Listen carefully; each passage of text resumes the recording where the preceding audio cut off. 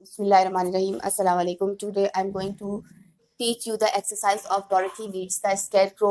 तो इसकी एक्सरसाइज में हम सबसे पहले सेक्शन ए कंप्रीहेंशन का है वो करेंगे। इसमें हमारे पास हैं क्वेश्चंस और हमने करने हैं इनके आंसर्स। तो इन सारे क्वेश्चंस की मैंने नोट्स बना लिए हैं, तो चलें नोट्स की तरफ चलते हैं। सो एक्सरसाइज कंप्रीहेंशन, यहाँ पर फर्स्ट क्वेश्चन है हमारे पास, आंसर द फॉलोइंग क्वेश्चन। तो इसमें हमारे पास क्वेश्चन ए है, what is the road made of, और उसका आंसर है the road is made of yellow bricks, यानी कि रोड किस चीज़ से बना हुआ था। तो आंसर है कि रोड येलो ब्रिक्स से बना हुआ है। Question B, what is Dorothy's pets called and what type of creature is he. Dorothy का जो पेट है उसे क्या कहते हैं और वो कौन सा पेट है, कौन सी क्रिएशन है। Answer B is Dorothy pet is called Toto, he is a dog. Dorothy का जो पेट है वो टोटो कहलाता है, यानी कि उसका नाम टोटो है और वो एक डॉग है। Question C, why is the scarecrow in the field. सवाल है कि स्केरक्रो खेत में क्यों है। Answer C is the scarecrow has been put in the field by the farmer in order to scare away crows so that they do not eat crops. Scarecrow को farmers यानी कि किसान फील्ड में रखते हैं ताकि कौवे उससे डरकर भाग जाएं और गंदम को या जो भी गुल्ला वहाँ पर उगता है खेत में उसे ना खाएं। Question D, what does Dorothy do to help the scarecrow. Dorothy किस तरह से स्केरक्रो की मदद करती है। Answer D is Dorothy helps the scarecrow to get down from the pole that he is stuck on. He also encouraged him to go to the Emerald City to ask the Great Oz for a brain. Dorothy scarecrow को pole से यानी कि खंबे से नीचे उतारती है जिसमें उसे स्टक किया गया था, यानी कि फंसाया गया है, और वो उसे इस बात के लिए भी इनकरेज करती है, हौसला देती है कि वो उसके साथ एमरल्ड सिटी आए और ग्रेट ओज से कहे कि वो उसे दिमाग दे। Question E is, what does the scarecrow do to help Dorothy. Scarecrow ने किस तरह से डॉरथी की मदद की। Answer E is the scarecrow helps the Dorothy by carrying her basket.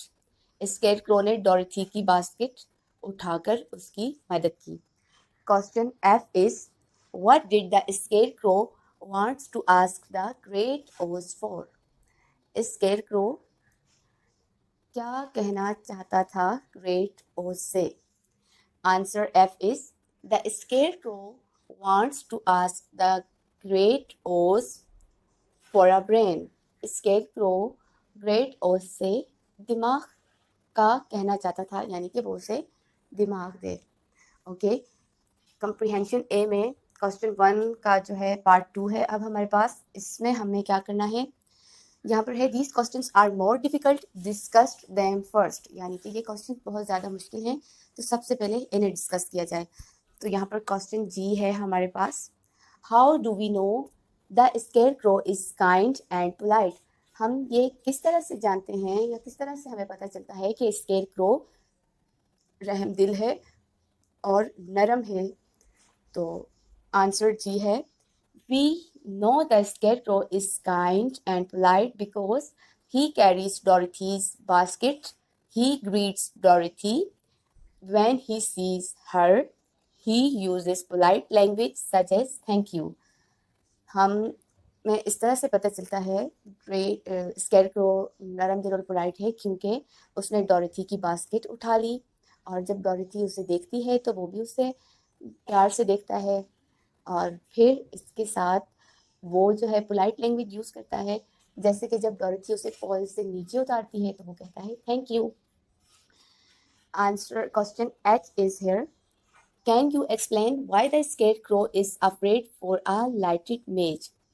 क्या आप ये एक्सप्लेन कर सकते हैं कि स्केरक्रो क्यों लाइटेड मेज से खौफजदा है। Answer H is The scarecrow afraid of lighted match because he is made of straw and straw burn easily. A lighted match could kill him.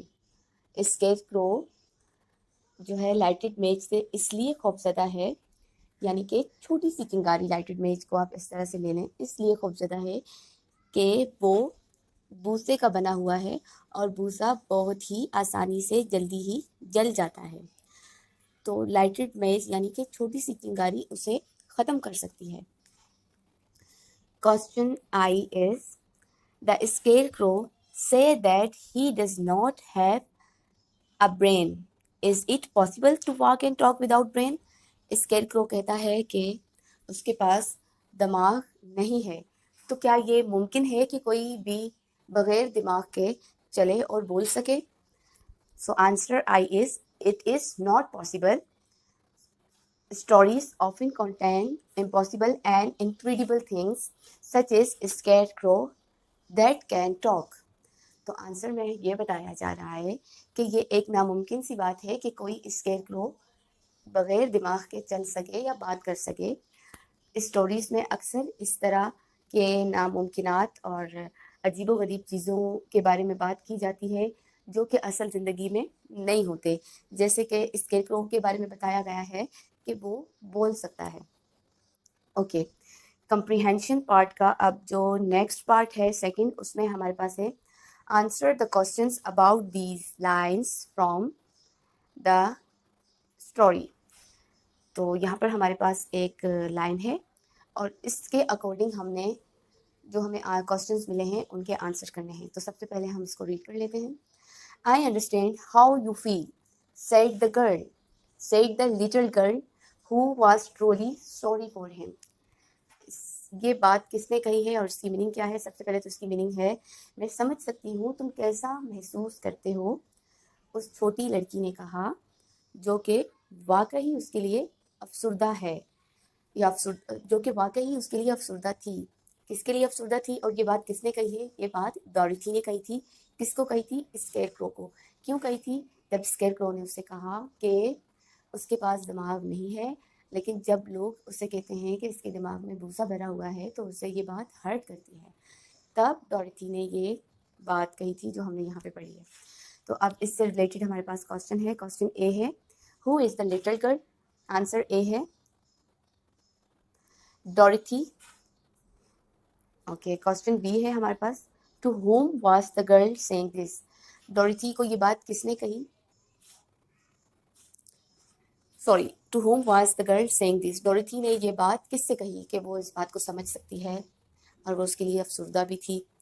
तो डॉरिथी ने ये बात स्केरक्रो से कही थी। Answer B is to the scarecrow. Question C है why does she feel sorry for him? वो उसके लिए अफसुर्दा या तकलीफ क्यों महसूस करती है?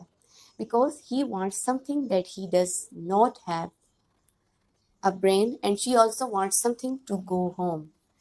वो इसलिए अफसुर्दा है कि वो चाहता है कि उसके पास दिमाग हो लेकिन उसके पास नहीं है, और इसी के साथ साथ वो लड़की ये चाहती है कि वो अपने घर को जाए।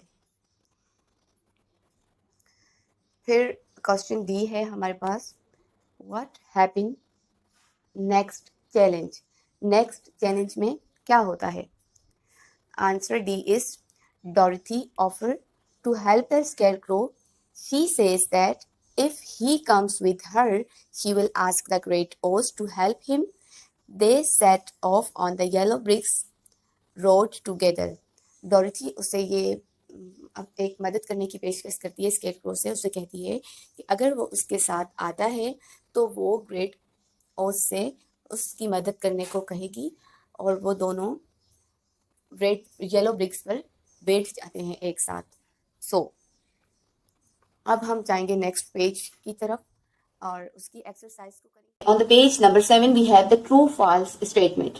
सो इन स्टेटमेंट के ट्रू फॉल्स हमने करने हैं। जो स्टेटमेंट ट्रू होगा उस पर ट्रू लिखना है और जो स्टेटमेंट फॉल्स होगा उसके यहाँ कॉर्नर में बॉक्सेस बने हुए हैं, वहां पर फॉल्स लिखना है। तो फर्स्ट स्टेटमेंट क्या है? The scarecrow never gets tired. Scarecrow कभी भी नहीं थकता। यस, दिस इज ट्रू, क्योंकि स्केरक्रो कोई लिविंग थिंग नहीं है। सो वो कभी भी नहीं थकता, so we write here T means true. B, the scarecrow is frightened of the farmer. Scarecrow डरता है, खौफजदा होता है किसान से. तो क्या ऐसा है? नहीं है, क्योंकि स्केरक्रो एक नॉन लिविंग थिंग है, उसे डर का क्या पता. So we write here F false. C, the great Oz lives in the diamond city. Great Oz diamond city में रहता है? नहीं, तो ये फॉल्स है. So we write here F. D, Dorothy has a dog called Cuckoo. Dorothy के पास जो डॉग है उसे कुकू कहते हैं? नहीं, डॉरिथी के पास जो डॉग था उसे टोटो कहते थे. So we write here F for false. E, the scarecrow is wearing a blue hat. Scarecrow ने नीले रंग की हेट पहन रखी थी. तो ऐसा ही था, उसकी हेट ब्लू थी. So we write here true. This is the true statement. So our exercise of comprehension has been completed here.